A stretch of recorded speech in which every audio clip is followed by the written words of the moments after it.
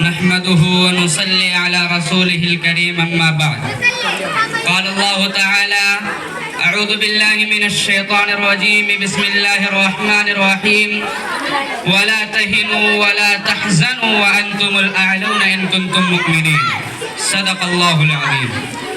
خیرت نے کہہ بھی دیا لا الہ تو کیا حاصل، خیرت نے کہہ بھی دیا لا الہ تو کیا حاصل، دل و نگاہ مسلمان نہیں تو کچھ بھی نہیں. محترم سامعین کرام، معزز حاضرین، اسٹیج پر جلوہ افروز اساتذہ کرام، اللہ تبارک و تعالی نے قرآن کریم میں مسلمانوں کی سربلندی اور برتری کی ایک تدبیر بتلائی ہے. بڑے پروسوق لہجہ اور بھرپور اعتماد کے ساتھ بباغ دہل اور ڈنکے کی چوٹ یہ اعلان کیا کہ اے مسلمانوں تم ہی کامیاب ہو، اس دنیا کے تم ہی مالک ہو، دنیا کی تمام چیزیں تمہارے لیے ہیں، عزت و شرافت کے تم ہی حقدار ہو، کائنات تمہارے آگے جھک سکتی ہے، چرند و پرند تمہاری اطاعت کر سکتے ہیں، مگر اس کے لیے شرط لگا دی ہے وَأَنْتُمُ الْأَعْلَوْنَ إِن كُنتُم مُؤْمِنِينَ. فرمایا تم ہی سربلند ہو بشرطے کہ تم مومن کامل ہو، ایمان کی حلاوت و چاشنی تمہارے اندر ہو، یقین کامل کی دولت سے تم مالا مال ہو، مومن کی تمام صفات تمہارے اندر موجود ہیں. فرزندان اسلام، اللہ تبارک و تعالی نے اس مختصر سے جملے اور اس چھوٹی سی آیت میں حقیقت کا انکشاف کیا، آنکھیں کھول دی، صاف طریقہ سے فرما دیا کہ تمہیں گھبرانے کی ضرورت نہیں، کوئی خوف محسوس نہ کرو، دنیا کی کوئی چیز تمہارا کچھ نہیں بگاڑ سکتی، شیر تم سے ڈر سکتے ہیں، چیتے تم سے کپکپا سکتے ہیں، دنیا کی بڑی سے بڑی چیز تمہارے غلام بن سکتی ہے، مگر اس کے لیے شرط یہ ہے کہ ایمان و ایقان کی باد بہاری نے تمہارے قلوب میں گلشن پیدا کر دیا ہو، ایمانی صفات اور دینی خصوصیات کے تم حامل ہو. لیکن دوستو، آج کا انسان یہ تو چاہتا ہے کہ دنیا اس کے آگے جھک جائے، جس چیز کو وہ سوئے وہ سونا بن جائے، اس کی عزت و شرافت کو دنیا سلام کرے، دس کے مقابلے میں اکیلا کافی ہو، ہر تمنا اس کی پوری، ہر خواہش اس کا بڑھ کر استقبال کرے. لیکن وہ بھول جاتا ہے کہ اس کو یہ شرافت و عظمت اسی وقت حاصل ہو سکتی ہے جب وہ خدا کی غلامی کرے، رنگ و خون کے بتوں کو پاش پاش کر کے ایک ہی حقیقی فرما روا کا پرستار ہو، چڑھتے سورج کی پوجا چھوڑ کر مسجود حقیقی کی بارگاہ میں سجدہ ریز ہو. اس کو یہ مقام و مرتبہ تبھی مل سکتا ہے جب اس کی ہر چیز اللہ کی ہو جائے. شہزادی رحمت اللہ علیہ نے ایک شخص کو دیکھا کہ وہ شیر پر بیٹھا ہے، ڈنڈا اس کے ہاتھ میں ہے اور شیر کا کان اٹھ رہا ہے، اس کو جدھر چاہتا ہے چلاتا ہے، شیر بلا چوچرا اس کی تابعداری کر رہا ہے اور اس کے آگے آگے چل رہا ہے. شہزادی رحمت اللہ علیہ کو یہ دیکھ کر بہت حیرت ہوئی.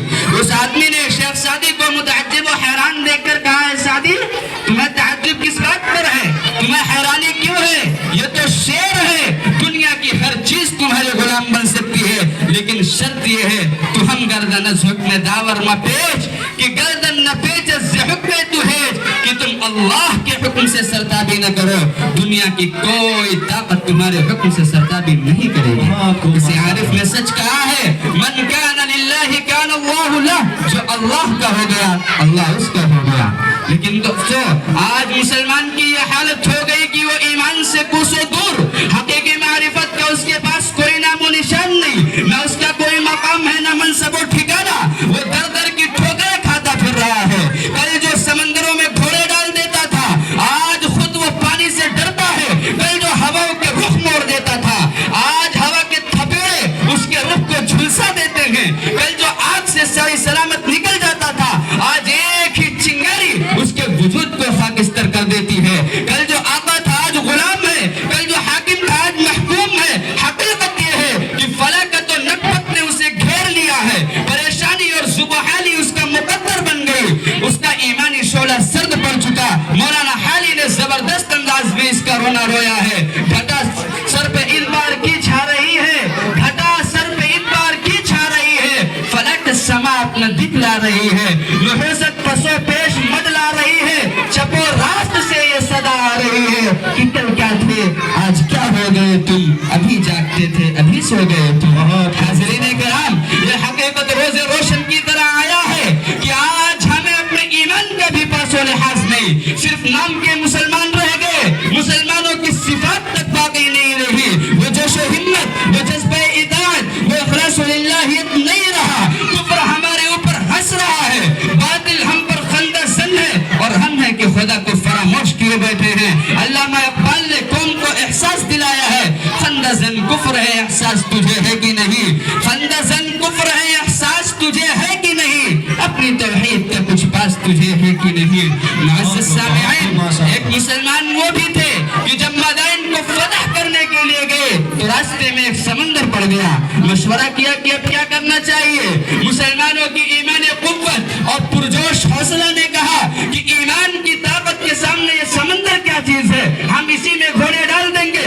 چنانچہ مجاہدین اسلام اور صحابہ کی مقدس جماعت نے سمندر میں گھوڑے ڈال دیے اور اس طرح باتیں کرتے ہوئے گزر گئے جیسے خشکی پر سے گزر رہے ہیں، اور پورا سمندر عبور کر گئے۔ کافروں نے جب ان کی یہ حالت دیکھی تو سب یہ کہتے ہوئے بھاگ گئے کہ دیوا مدن، دیوا مدن، دیو آگے، دیو آگے۔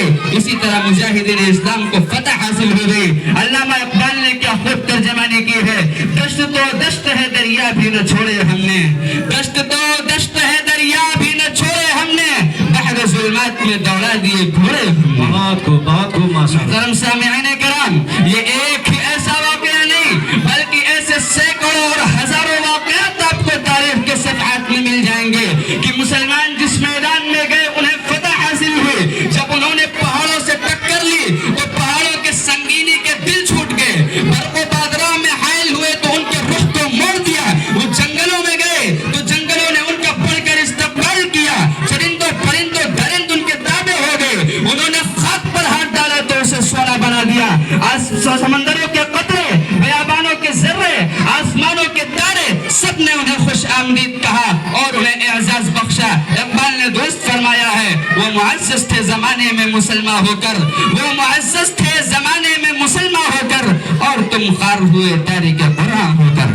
حاضرین، آج بھی اگر وہ ایمان پیدا ہو جائے، یقین کی وہ کیفیت ہمارے دلوں میں آ جائے، صرف ظاہر نہیں باطن و اندرون قلب کو مسلمان بنا لیں، تو کوئی وجہ نہیں کہ ہمیں عزت حاصل نہ ہو، دونوں جہان میں کوئی ٹھکانہ نہ ملے، اطمینان و سکون ہمیں میسر نہ ہو، باطل اور طاغوتی طاقتیں ہم سے نہ ڈرنے لگیں۔ قرآن کا یہ اعلان ہمارے زندگی کے عین مطابق ہو، یہ شرط اپنے دلوں کے اندر پیدا کریں، وَأَنْتُمُ الْأَعْلَوْنَ إِن كُنتُم مُؤْمِنِينَ۔ آج بھی ہو جو ابراہیم سے ایمان پیدا، آج بھی ہو جو ابراہیم سے ایمان پیدا، آج کر سکتی ہے انداز گلستہ پیدا۔ دعا ہے کہ اللہ رب العزت ہم تمام سامعین کو، اللہ رب العزت ہم سب کو یقین کامل کی دولت سے مالا مال فرمائے اور ہم مومن کامل بن جائیں، آمین یا رب العالمین۔ وآخر دعوانا الحمدللہ رب العالمین۔ بہت اچھے، ماشاء